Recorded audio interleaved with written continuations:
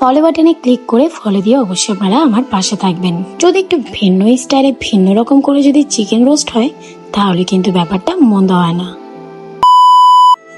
এখানে আমি 2টা মুরগির 8 পিস চিকেন নিয়ে নিয়েছি। ভালো পরিষ্কার পানি দিয়ে চিকেনটা ফ্রেশ করে ক্লিন করে নিয়েছি। যদি এখানে লক্ষ্য করে থাকেন আমি কিন্তু চিকেনটা ছাল সহ নিয়েছি। এখন হলুদ আর লবণ দিয়ে সুন্দর করে ম্যারিনেট করে এক কর্নারে সাইডে রেখে দেব।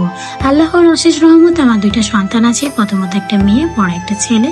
তো মেয়ে যেহেতু মোটামুটি বেশ বড়, তো মেয়ে মাঝে মাঝে বায়না করে মাম্মাম চিকেন রোস্ট করে দাও।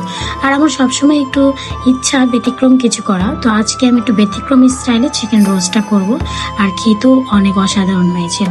তো এখন আমি চিকেন ম্যারিনেট করা চিকেনটাকে একটা একটা করে হালকা একটা ফ্রাই দিয়ে নিব।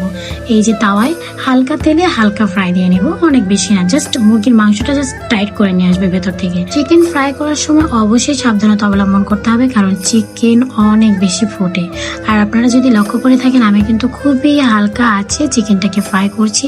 তো এখন আমি মেন রান্নার প্রসেসে চলে যাচ্ছি। আমি কিন্তু চিকেনটা অনেক বেশি স্পাইসি করে রান্না করব না, যেহেতু আমার বাচ্চারা খাবে আর আমার মেয়ে যেহেতু চিকেন ফ্রাই, চিকেন রোস্ট, চিকেনের যে কোনো রেসিপি আমার মেয়ের অনেক পছন্দ। তো পরিমাণ মতো তেল দিয়ে দিলাম। আর রোস্টে কিন্তু বরাবরই পেঁয়াজের পরিমাণ অনেক বেশি লাগে। আদা পেস্ট, রসুন পেস্ট দিয়ে দিলাম, গোটা মশলা দিয়ে দিয়েছি, তেজপাতা, লং, দারচিনি, এলাচ, কালো এলাচ, বড় এলাচ।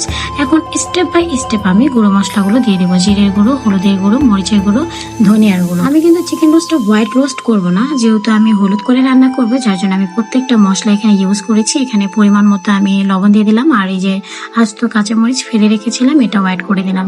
এখন আমি অ্যাড করে দিব কলিজা, গিলা, গলা। এগুলো কিন্তু আমি ফ্রাই করিনি, এগুলো কাঁচাই এই কষানো মশলার ভিতরে দিয়ে বেশ খানিকটা সময় আমি কষিয়ে নিব।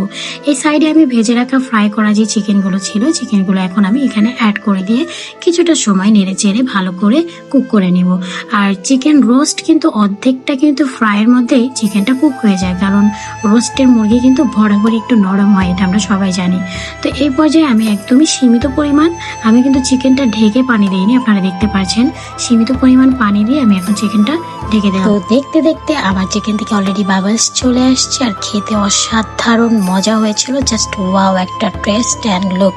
হ্যালো এভরিওয়ান, দিস ইজ মেরি তারকিতা। আসসালামু আলাইকুম। আশা করি সবাই ভালো আছেন। আলহামদুলিল্লাহ আপনাদের দোয়া এবং ভালোবাসায় আমিও ভালো আছি। আমার ভিডিওটি দেখে ভালো লাগলে লাইক, কমেন্ট, শেয়ার করে ফলো দিয়ে পাশে থাকবেন। আল্লাহ হাফেজ।